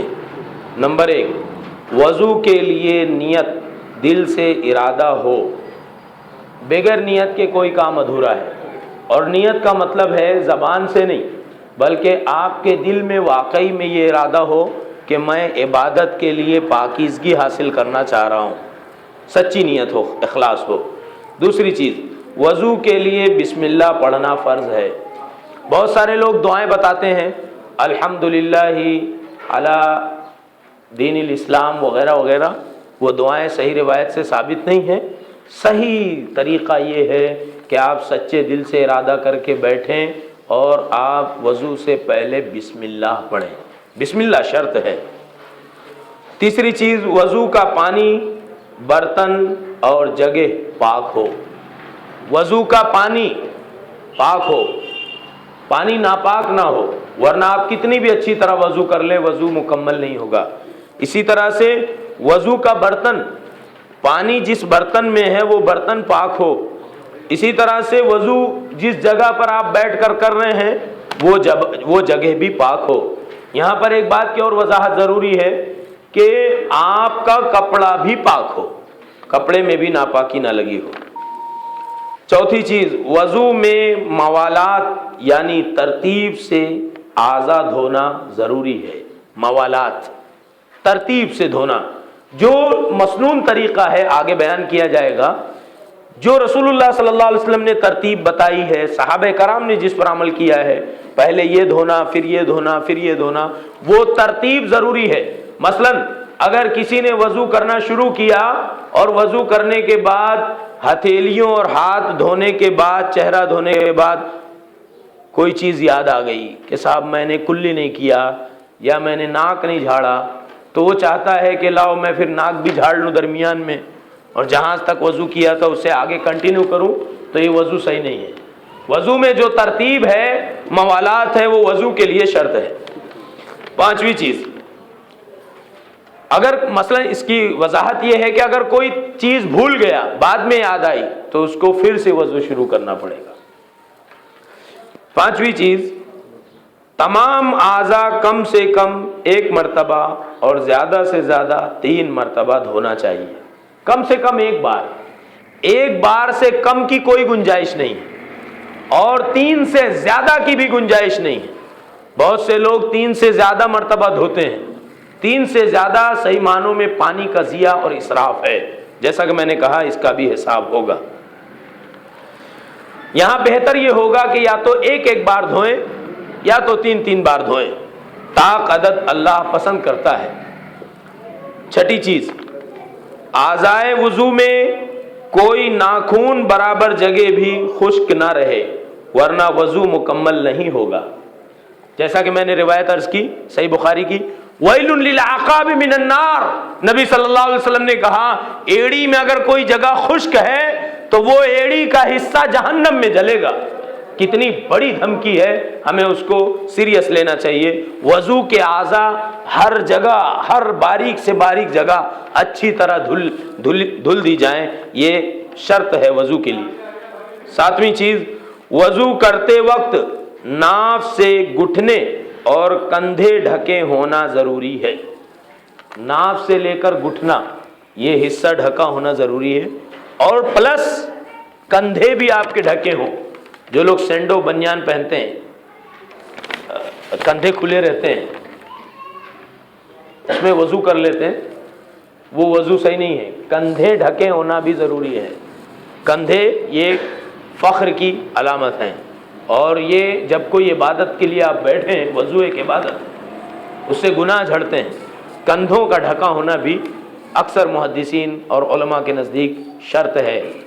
ناف سے گھٹنے یہ حصے ڈھکے ہونا چاہیے اور کندھے بھی ڈھکے ہونے چاہیے۔ دائیں اعضاء پہلے اور بائیں اعضاء بعد میں دھونا یہ شرط ہے۔ ایسا نہ ہو کہ آپ پہلے الٹا پیر دھو رہے ہیں بعد میں سیدھا دھو رہے ہیں، یا پہلے الٹا ہاتھ دھو رہے ہیں بعد میں سیدھا دھو رہے ہیں۔ پہلے تیمم، سیدھے کو اولیت دینا شرط ہے۔ دوسرا صفحہ، نواقض وضو، وہ چیز، وہ اعمال جن سے وضو ٹوٹتا ہے 10 ہیں۔ نمبر 1، پیشاب و پاخانہ کرنا۔ اب یہاں کسی نے پیشاب اور پاخانہ اگر کسی نے کیا تو یہاں وضو باقی نہیں رہ گیا، وضو ختم ہو گیا۔ نمبر 2، ہوا خارج ہونا۔ ہوا خارج ہونے سے مراد یہ ہے کہ آپ کو اگر آواز نہیں آئی، صرف احساس ہو گیا، کسی کو نہیں پتا چلا، صرف آپ کو احساس ہو گیا کہ ہوا خارج ہو گئی، وضو ٹوٹ گیا۔ افسوس حیرت ہے کہ نماز میں صف سے کبھی کوئی باہر نہیں نکلتا اور بدبو برابر آتی ہے، تو آخر کیا وجہ ہے کہ لوگ پیچھے نہیں ہٹتے؟ یہ دنیا کی معمولی شرمندگی میدان محشر کی شرمندگی سے بچائے گی۔ اگر ایسا لگتا ہے وضو ٹوٹ گیا ہے، لوگ کچھ دیر کے لیے کچھ سوچیں گے، ہنسیں گے، ٹھیک ہے ہنسیں، میدان محشر میں نماز جماعت کے ساتھ ادا ہوگی اور ہمیں جو اجر ملے گا وہاں کی شرمندگی سے ہم بچ جائیں گے۔ ہمیں یہ سوچنا چاہیے دوران نماز چاہے آپ کی چوتھی رکعت ہی کیوں نہ چل رہی ہے، اگر ہوا خارج ہو گئی تو وضو ٹوٹ گیا، اور وضو ٹوٹ گیا تو آپ کی نماز باطل ہو گئی۔ تیسری چیز ہے جو وضو کو توڑتی ہے، نیند میں پیشاب کی جگہ سے سفید مادہ خارج ہونے سے وضو ٹوٹتا ہے۔ سفید مادہ اب چاہے وہ احتلام ہو، چاہے مزی ہو یا منی ہو، منی اور مزی میں کا فرق محسوس کیجئے۔ مزی اور منی میں فرق ہے۔ منی کہتے ہیں اس سفید مادے کو جو شہوت کے بعد خارج ہوا ہے، بندے کے دل میں کوئی شہوت، برا خیال آیا، اور اس کے بعد اگر اچھلتے ہوئے قطرات اگر پیشاب کے راستے سے خارج ہوئے تو وہ منی ہے، جو مزی کے مقابلے میں زیادہ جس میں گاڑھا پن ہوتا ہے وہ منی ہے۔ اور مزی کہتے ہیں وہ قطرات جو بغیر شہوت کے نکل گئے، وہ سفید قطرات، پیشاب سے ہٹ کر نکلنے والے وہ سفید قطرات جو بغیر کسی شہوت کے نکل گئے، وہ مزی کہلاتے ہیں۔ ہر وہ مادہ جو پیشاب کے راستے سے نکلے سفید، وہ ناقض وضو ہے۔ یہاں پر ایک بات کی وضاحت ضروری ہے۔ حضرت علی رضی اللہ تعالیٰ عنہ کو اس طرح کی ایک شکایت تھی کہ کبھی اٹھے بیٹھے چلتے پھرتے بہت زیادہ دیر بیٹھنے کے بعد جب اٹھے یا بہت زیادہ دیر کھڑے رہنے کے بعد جب بیٹھے تو یہ احساس ہوتا تھا کہ شاید کچھ مادے پیشاب کے راستے سے خارج ہوئے ہیں. تمہارے شرم کے یہ سوال خود حضرت علی نے اپنے سسر جناب رسول اللہ صلی اللہ علیہ وسلم سے نہیں کیے کہ ایک داماد کیسے کرے, شرم آتی ہے. تو اپنے دوست حضرت مقداد کو لگایا, ذرا تم یہ سوال اللہ کے نبی صلی اللہ علیہ وسلم سے کر لو. نبی صلی اللہ علیہ وسلم سے جب حضرت مقداد رضی اللہ تعالیٰ عنہ نے یہ سوال کیا تو نبی صلی اللہ علیہ وسلم مسکرانے لگے اور آپ نے کہا ہو نہ ہو یہ سوال علی کا ہے. تو حضرت مقداد نے کہا ہاں سوال تو انہی کا ہے.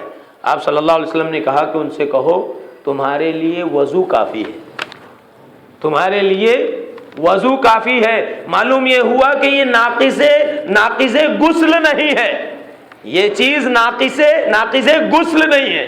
کچھ لوگ ایسا سمجھتے ہیں میں ناپاک ہو گیا مجھے نہانا پڑے گا. اگر یہ بیماری کا مادہ ہے, منی نہیں ہے, شہوت سے نہیں نکلا ہے, تو زیادہ محدثین کہتے ہیں کہ یہ ناقض غسل نہیں ہے, وضو کر لینا کافی ہے. لیکن یہ بات یاد رہے کہ یہ بیماری کے سبب سے ہے, لیکن بہرحال وہ ناقض وضو ہے, ناقض غسل نہیں ہے. چوتھی چیز, حیض کے علاوہ بیماری کا خون آنے سے, حیض تو ناقض وضو ہے, ناقض غسل ہے, وہاں تو نماز بھی معاف ہے عورتوں کے لیے. حیض کے علاوہ ایک اور خون آتا ہے جسے استحاضہ کہتے ہیں, وہ بیماری کا خون ہے, عورتیں اسے اچھی طرح پہچانتی ہیں, وہ بھی ناقض وضو ہے, وضو ٹوٹ جاتا ہے. پانچویں چیز, شرمگاہ کی جگہ کو بغیر کسی کپڑے کے ہاتھ لگ جانے سے.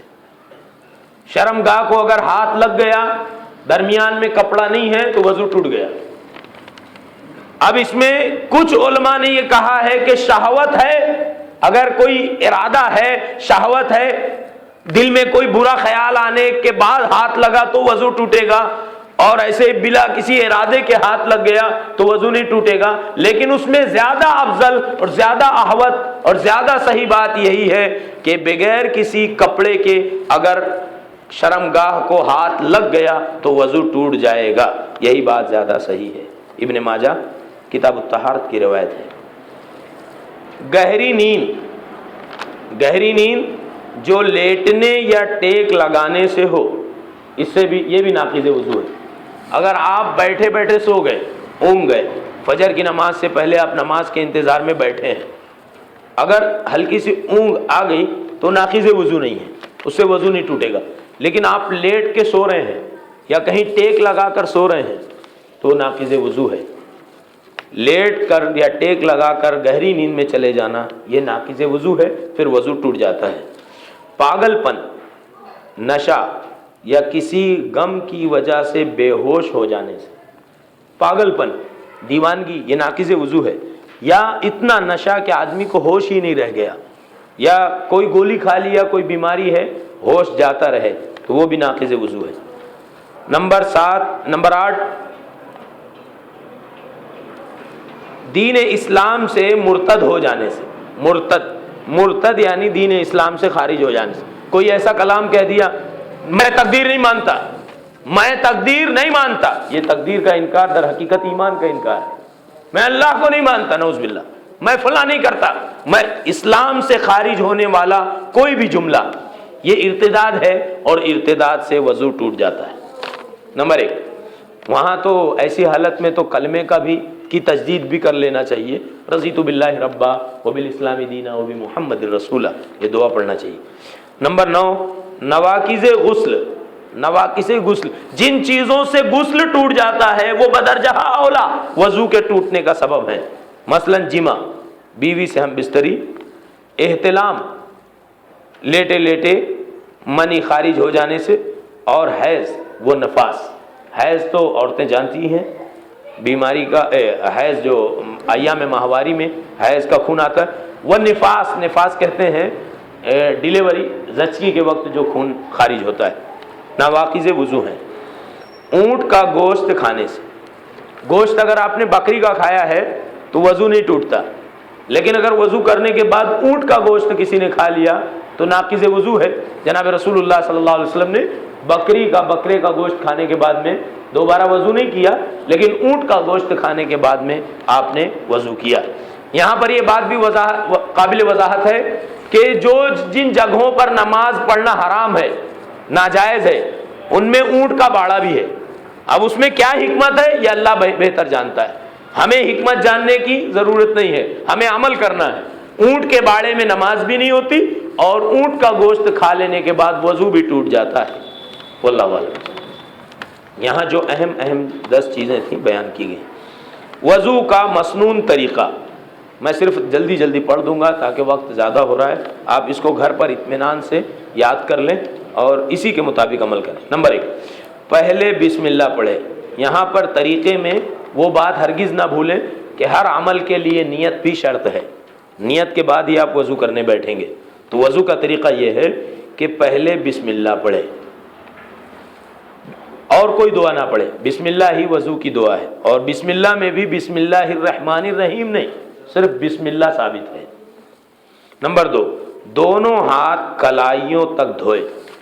کلائی کہتے ہیں پورے ہاتھ کو نہیں، صرف ہاتھ کے اگلے حصے میں پہنچوں تک ہاتھ دھوئے، جہاں پر کلائی ختم ہوتی ہے وہاں تک دونوں ہاتھ دھوئے، کلائیاں دھوئے۔ نمبر 2۔ نمبر 3، ہاتھ کی انگلیوں میں خلال کرے، انگلیوں کے بیچ میں بھی خلال کریں، یعنی انگلیوں کے ذریعے ہی انگلی کے بیچ میں خلال کر لیں تاکہ انگلیوں کے درمیان میں اگر کوئی گندگی ہے تو وہ نکل جائے، خلال کرنا۔ نمبر 4، ایک چلو پانی لے، آدھے سے کلی کرے اور آدھا ناک میں ڈالے۔ ایک چلو پانی لے کر آدھا منہ میں ڈالے اور آدھا پانی ناک میں چڑھائے۔ یہاں پر ایک بات قابل وضاحت ہے کہ آپ ناک میں پانی ڈالنے کے لیے الگ پانی بھی لے سکتے ہیں، کلی کے لیے الگ اور ناک میں پانی ڈالنے کے لیے الگ، وہ جائز ہے۔ لیکن یہ بھی جائز ہے کہ آپ ایک چلو میں آدھا منہ میں ڈال کے آدھا ناک میں چڑھائیں۔ نمبر 5، ناک جھاڑنے میں مبالغہ کریں مگر روزے میں ایسا نہ کریں۔ ناک جھاڑنے میں مبالغہ یعنی یہ کہ اللہ کے نبی صلی اللہ علیہ وسلم نے فرمایا کہ شیطان ناک کے بانسے میں رات گزارتا ہے۔ رات میں شیطان کہاں رہتا ہے؟ ناک کے بانسے میں۔ اب وہ رات فجر کا وضو ہو یا کوئی بھی وضو ہو، جب آپ وضو کریں تو پانی ناک میں ایسے پہنچائیں کہ ذرا اوپر تک پانی جائے۔ کچھ لوگ ناک میں پانی ڈالنے میں مبالغہ نہیں کرتے، جبکہ مبالغہ کرنا ضروری ہے۔ استنشاق یعنی اچھی طرح ناک میں بالغ فی الاستنشاق۔ نبی صلی اللہ علیہ وسلم نے فرمایا کہ ناک میں پانی اندر تک پہنچاؤ الا ان تصوما، ہاں یہ کہ روزے کی حالت میں ایسا مت کرو، ہو سکتا ہے کہ وہ ناک کے راستے سے حلق میں چلا جائے۔ اس سے سمجھ میں آیا کہ اگر آپ روزے سے نہیں ہے تو جہاں تک ہو سکے پانی اوپر تک پہنچایا جائے تاکہ شیطانیت پوری حد تک کے ختم ہو جائے۔ جو لوگ اکثر نماز میں، ایک مرتبہ صحابہ کرام نماز میں تھے، نبی صلی اللہ علیہ وسلم نماز میں بھول گئے۔ آپ نے کہا میں بھی بھولتا ہوں جیسے تم بھولتے ہو، آپ بھول گئے، قرات میں بھولنے لگے، تو آپ نے نماز کے بعد کہا کیا بات ہے کہ تم میں بہت سے لوگ ناقص وضو کرتے ہیں، صحیح وضو نہیں کرتے، تمہارے صحیح وضو نہ کرنے کی وجہ سے میری نماز میں خلل ہوتا ہے۔ معلوم یہ ہوا کہ اگر امام بھول رہا ہے تو ہم 10 باتیں کر رہے ہیں، بھولتا ہے، ہم یہ بھول جاتے ہیں کہ ہمارے نبی نے کیا کہا۔ اگر امام بھول رہا ہے تو ضروری نہیں ہے کہ امام کی قرات کا خلل ہو، ضرور یہ بھی ممکن ہے کہ مقتدیوں میں لوگوں نے وضو صحیح نہ کیا، کیونکہ یہ تو صحیح روایت موجود ہے۔ تو بہرحال ناک میں اچھی طرح پانی اوپر تک پہنچانا اور بائیں ہاتھ کی کناری کی انگلی سے اگر ضرورت محسوس ہو تو ناک میں انگلی کر کے اچھی طرح سے گندگی صاف کرنا۔ یہ ساری چیزیں اس لیے ہیں تاکہ نماز میں خلوص قائم رہے۔ کئی لوگوں کو دیکھا گیا نماز میں کھڑے ہیں اور ناک کی صفائی کر رہے ہیں، کئی لوگ باقاعدہ گندگی جمع بھی کر رہے ہیں نماز ہی کی حالت میں، ایک ہاتھ بندھا ہوا ہے اور ایک ہاتھ سے ناک نکال رہے ہیں، دھیرے دھیرے اس کو شوٹ بھی کر رہے ہیں۔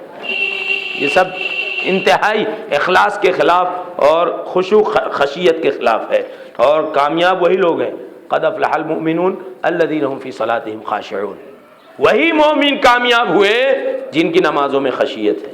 تو ناک جھاڑنے میں مبالغہ کرنا، یہ 5ویں چیز۔ 6ٹھی چیز، 3 مرتبہ چہرہ دھوئیں، پانی لے کر کے چہرہ کہتے ہیں جہاں سے بال شروع ہوتا ہے، بال کے کو سمجھ کے آپ کان تک آئیے، جہاں کان شروع ہوتا ہے اور جہاں داڑھی شروع ہوتی ہے، یہ پورا چہرہ ہے۔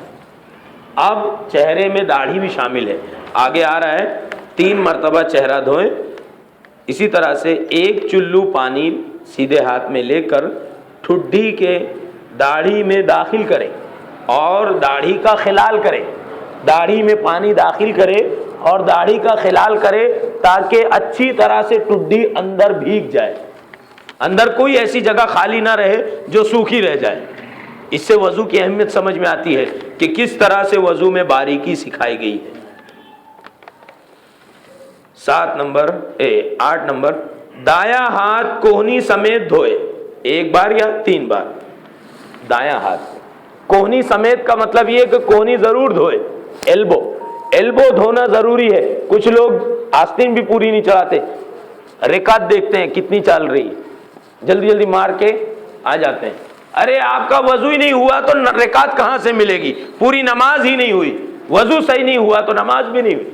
تو کوہنی، ایلبو، یہ 3 مرتبہ ایلبو سمیت پہلے دایاں ہاتھ دھوئے، پھر بایاں ہاتھ کوہنی سمیت 1 یا 3 بار دھوئے۔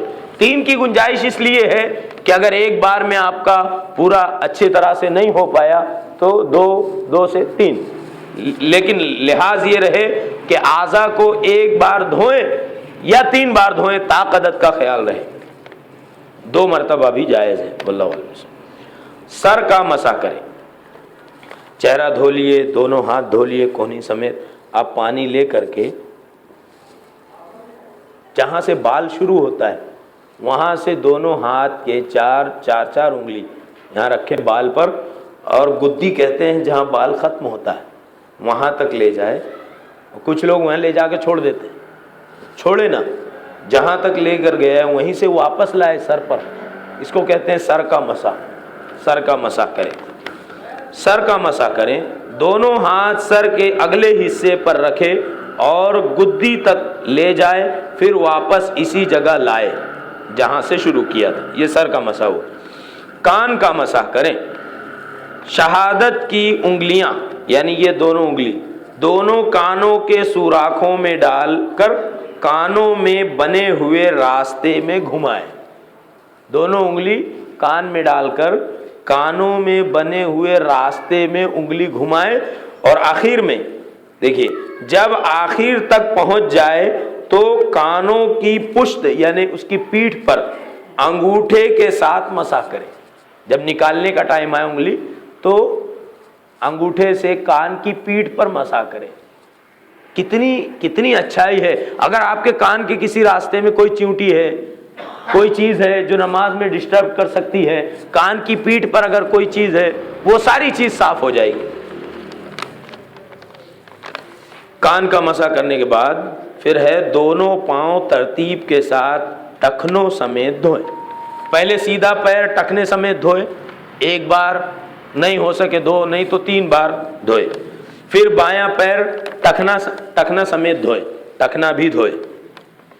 بائیں ہاتھ کی انگلی سے پاؤں کی انگلیوں کے درمیان خلال کریں۔ بائیں ہاتھ کی انگلی لے کر پیر کی انگلیوں کے بیچ میں انگلی سے خلال کرے تاکہ انگلیوں کے بیچ میں اگر پانی پہنچ جائے اور کوئی گندگی ہو تو صاف ہو جائے۔ اس طرح سے ہاتھ کی انگلیوں کا بھی خلال کرے اور پیر کی انگلیوں کا بھی خلال کرے۔ یہاں پر ایک بات اور قابل ذکر ہے کہ جب پیر دھوئے تو بائیں ہاتھ سے پیر مسل کر دھوئے، دائیں ہاتھ سے نہ دھوئے، بلکہ پیر جب دھوئے تو بائیں ہاتھ سے پیر دھوئے، رگڑ کے بائیں ہاتھ سے بائیں ہاتھ کی انگلی سے پاؤں کی انگلیوں کے درمیان خلال کریں۔ پھر 13 نمبر پہ ہے وضو کے بعد شرمگاہ کی طرف اشارہ کر کے پانی کے چھینٹے مارے۔ وضو آپ کا ہو گیا، اعضاء پورے آپ نے دھو لیے، اب پانی لے کر کے شرمگاہ کی طرف ایسے چھینٹا مارے۔ کچھ لوگ ممبئی شہر میں آپ دیکھیں گے، پونا میں بھی اور بھی جگہ، کچھ ایسے نوجوان ہیں جو پانی لیتے ہیں، پینٹ آگے کر کے اندر پانی ڈال رہے ہیں۔ کئی لوگوں کو میں نے منع کیا، آپ بھی دیکھیں گے، آپ بھی منع کریں۔ پانی اندر ڈالنا مقصود نہیں ہے، آپ کو شرمگاہ دھونی نہیں ہے، صرف پانی لے کر کے شرمگاہ پر چھینٹے ماریں. یہ احتیاط اس لیے ہے کہ اگر دوران نماز کوئی خیال آ گیا تو انشاءاللہ اس کے ذریعے اس کا ازالہ ہوگا. دوسری بات یہ ہے کہ اگر انجانے میں کوئی ایسی بات رہی ہوگی شرمگاہ کے تعلق سے، جیسا کہ شروع میں بات آئی، کچھ قطرات بیماری کے ہوں، فلاں کوئی بھی بات ہو، اگر منی اور مزی نہیں ہے، بیماری کی کوئی بات ہے، کوئی بھی ہے انجانے میں، تو انشاءاللہ اس کا ازالہ اس سے ہو جائے گا. آخری میں شرمگاہ کی طرف اشارہ کر کے پانی کے چھینٹے ماریں. 14 نمبر ہے فارغ ہو کر. وضو سے جب آپ فارغ ہو گئے تو دعا پڑھیں. نبی صلی اللہ علیہ وسلم نے فرمایا، صحیح مسلم کتاب الطہارہ کی روایت ہے، جس نے وضو کے بعد یہ دعا پڑھی اس کے لیے جنت کے 8 دروازے کھول دیے جاتے ہیں. اور یہ کہا جاتا ہے کہ تم اس میں سے جس راستے سے جانا چاہو جنت میں داخل ہو جاؤ. دعا کیا ہے؟ اشہد ان لا الہ الا اللہ وحدہ لا شریک لہ واشہد ان محمدا عبدہ ورسولہ. پڑھے، یہ دعا پڑھ لیں. اور اللہم اجعلنی من التوابین واجعلنی من المتطہرین، یہ ابو داؤد، سنن ابی داؤد کی روایت ہے، یہ بھی پڑھ لے. لیکن اشہد ان لا الہ الا اللہ ضرور پڑھیں. یہ وضو کے بعد کی خصوصی دعا ہے. آگے دیکھیے نوٹ، انگلی سے آسمان کی طرف اشارہ کرنا بدعت ہے. بدعت لکھا ہوا ہے، بدعت ہے. کچھ لوگ وضو کرنے کے بعد جب اشہد اللہ پڑھتے ہیں، شہادت پڑھتے ہیں، تو آسمان کی طرف اشارہ کرتے ہیں انگلی سے. نہیں، یہ ضعیف روایت، یہ موضوع روایت ہے. دوسری بات یہ کہ کچھ لوگ آسمان دیکھتے ہیں. آسمان بھی دیکھنا ضروری نہیں ہے، صرف شہادتن پڑھنا ضروری ہے. اشہد ان لا الہ الا اللہ واشہد ان محمدا عبدہ. ہاں جی، یہاں پر وضو کی بات پوری ہو گئی الحمدللہ. وضو کے بارے میں اگر کسی کو کچھ پوچھنا ہے تو پہلے وہ پوچھ لیں.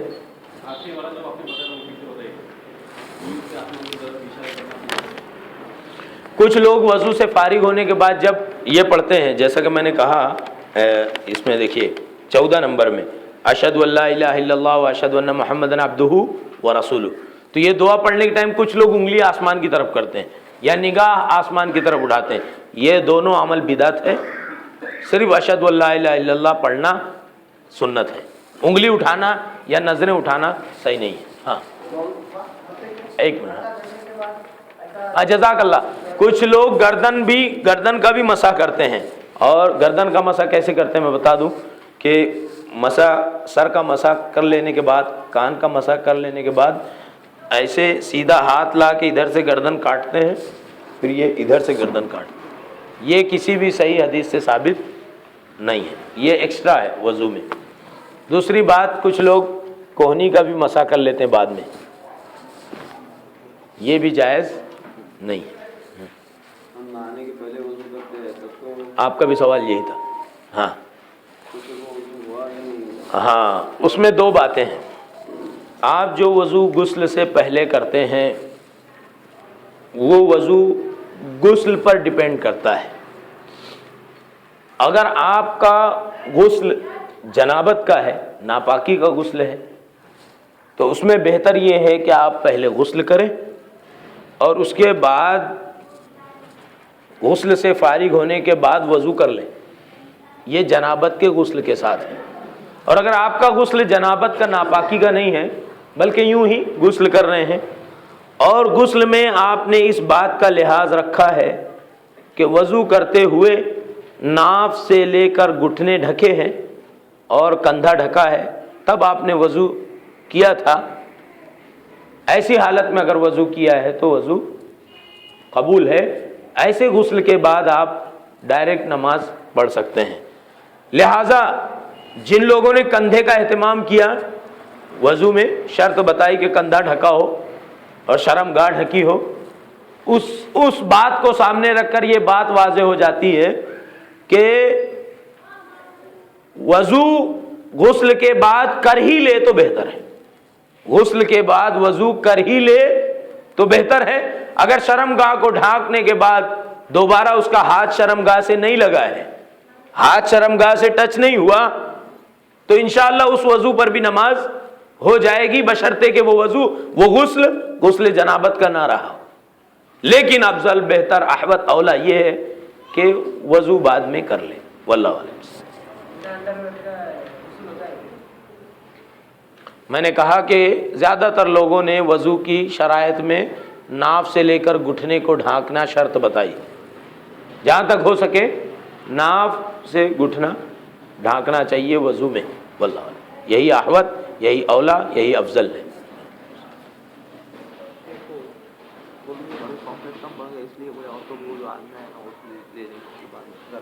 بولو. جو آپ کے پاس وضو کا طریقہ پمفلیٹ پہنچا ہے وہ خواتین میں نہیں جا سکا تو آپ اس کا زیراکس کر کے خواتین کو بھی دے دینا اپنے اپنے گھر پر انشاءاللہ.